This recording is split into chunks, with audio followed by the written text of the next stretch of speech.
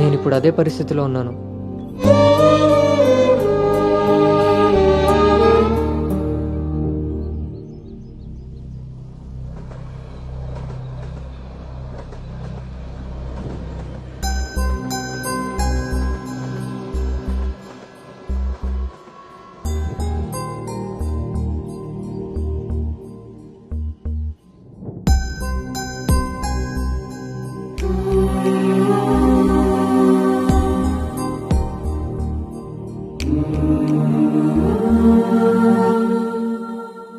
అమ్మాయి విషయంలో తప్పు జరిగిందని తెలిసాక కోపాన్ని ఆపుకోలేకపోయాను.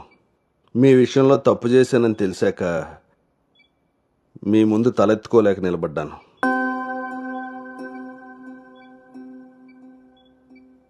ఎదిగే పిల్లలకి స్వేచ్ఛనిచ్చే మనం మన పిల్లలు ఎదిగిపోయారన్న విషయం కూడా తల్లిదండ్రులుగా మనం గుర్తించగలగాలి. అయినా పెంపకం అంటే పిల్లలకి ఏమీ తెలియకుండా పెంచడం కాదు, వాళ్ళకన్నీ తెలియాలి. అందులో ఏది మంచో ఏది చెడో మనమే తెలియపరచాలి.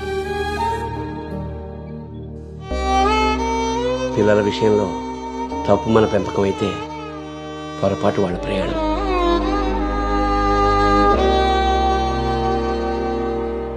మనం మోస్తున్న పల్లెకిలో కూర్చున్నది మన పిల్లలు. వాళ్ళు బాధ పెట్టారని దింపేయగలవా? మనం బాధపడ్డామని వాళ్ళని వదిలేయగలవా? మన జీవితం అంతం వరకు వాళ్ళని మోస్తూనే ఉంటాం. పిల్లలు కదా. మనం ఒకరినొకరు అర్థం చేసుకున్నాక ఇంకా కావాల్సింది కన్నీళ్లు కారణాలు కాదు.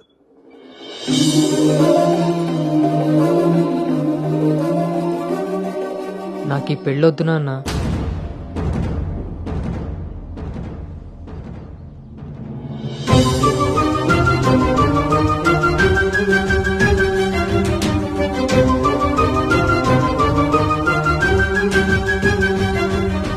అసలు ఇది ఎలాంటి పెళ్ళమ్మా? పెద్దలు కుదిర్చి పిల్లల ఇష్టంతో జరుగుతున్న పెళ్ళ, లేక పిల్లలే ఇష్టపడి పెద్దల్ని ఒప్పించి చేసుకుంటున్న పెళ్ళ? పెద్దలు చేసే పెళ్లిలో కానీ పెద్దల్ని ఎదిరించి చేసుకునే పెళ్లిలో కానీ పెళ్ళి ఎలా ఉంటుందో ప్రేమ కూడా అలానే ఉంటుంది. కానీ మా పెళ్లిలో అది మాత్రమే ఉండదు. ఆ రోజు మీరు అడిగారు నన్ను, నువ్వు సంతోషంగా ఉండాలి అంటే నీకు ఎలాంటి భర్త కావాలి అని. అప్పుడు నా మనసులో మాట చెప్పాను.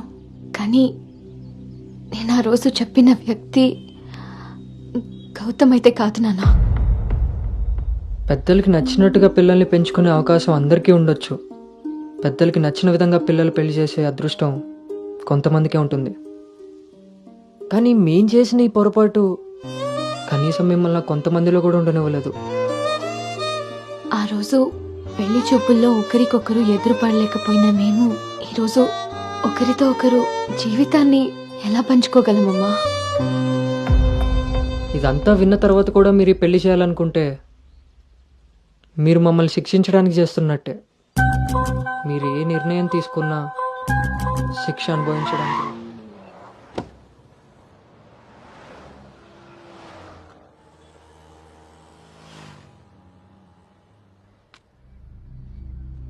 చిన్నతనం నుంచి నువ్వు నేను ఒకే ఊర్లో పెరిగాం. నిన్ను తాకిన గాలే నన్ను తాకింది, నువ్వు తాకిన నెలనే నేను తాకాను. మన పరిచయం విచిత్రం, మన ప్రయాణం ఇంకా విచిత్రం.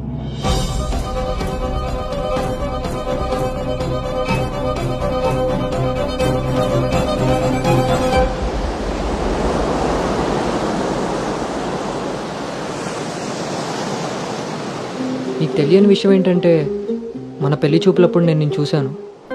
ఎవరితో అయితే అలాంటి రిలేషన్లో ఉన్నానో తననే పెళ్లి చేసుకోబోతున్నానని టెన్షన్తో పారిపోయాను. తర్వాత మళ్ళీ కలవకూడదు, కనీసం ఎదురుపడకూడదు అనుకున్నాను.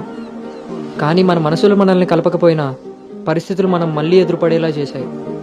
మనం కలిసిన ఈ కొన్ని రోజులే నా మనసులో ఉన్న ఫీలింగ్స్ని నేను అర్థం చేసుకునేలా చేశాయి.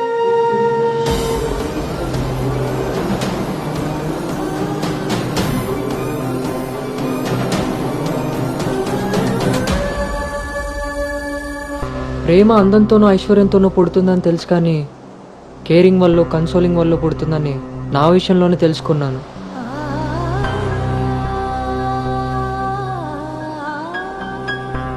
అసలు నీకు నాకున్న సంబంధం ఏంటి? ఎప్పుడు కలుద్దాం, ఎక్కడ కలుద్దాం? మరి అలాంటప్పుడు నీ స్ట్రగుల్ని నేనెందుకు ఫీల్ అవ్వాలి? ప్రతి క్షణం దాన్ని గుర్తు చేసుకుంటూ నేనెందుకు స్ట్రగుల్ అవ్వాలి? ఈ ఫీలింగ్స్ అన్నిటికీ అర్థం ప్రేమ.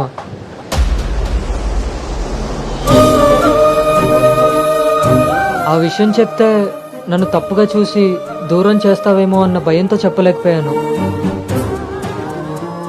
కానీ నువ్వు పెళ్లి చూపులకు ఒప్పుకున్నాక అర్థమైంది అది డౌట్ కాదు, నిజమని. ఎందుకో తెలుసా? నిన్ను చూసుకోవడానికి వచ్చే పెళ్లి కొడుకు నేను కాదని నీకు తెలుసు కాబట్టి. నువ్వు అక్కడ పెళ్లి చూపులకు ఒప్పుకున్నావంటే ఇక్కడ నన్ను లవ్ చేయట్లేదనే కదా. మరి నేనెందుకు ఒప్పుకున్నానో తెలుసా? నన్ను చూస్తే నువ్వు ఎలాగో నచ్చలేదని చెప్తావు. ఆ మాట విని నా మనసు బాధపడుతుందని తెలిసినా మా నాన్న మాట కాదనకుండా వచ్చినందుకు కనీసం ఆయనైనా సంతోషపడతారని వస్తానన్నాను.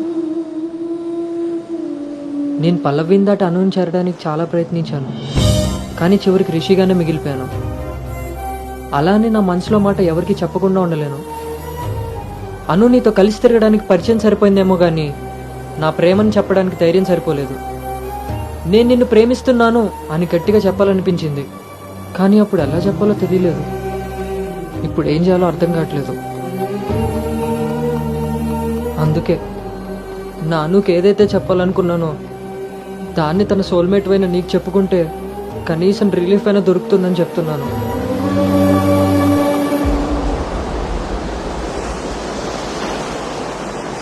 I love you Anu. I love you అను.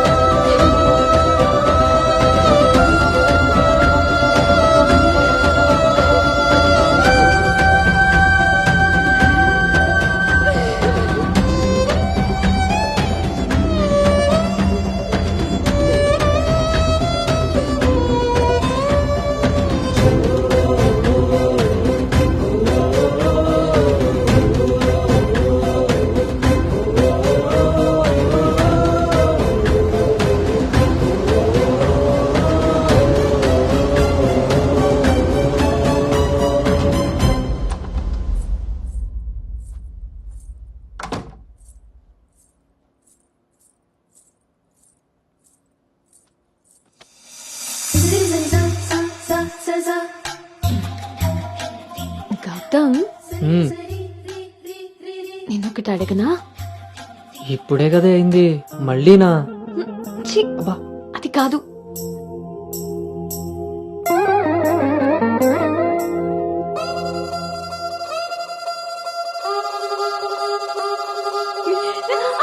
ఏ జాగ్రత్త.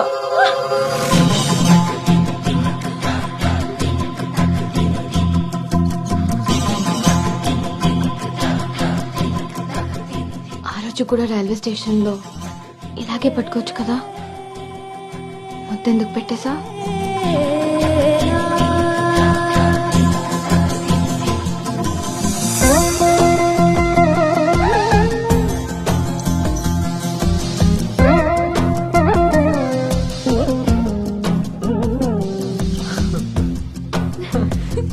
గౌతమ్ ఆగు. అను అను ప్లీజ్, ఇప్పుడు వద్దు. ఇప్పుడు కాక ఇంకెప్పుడు?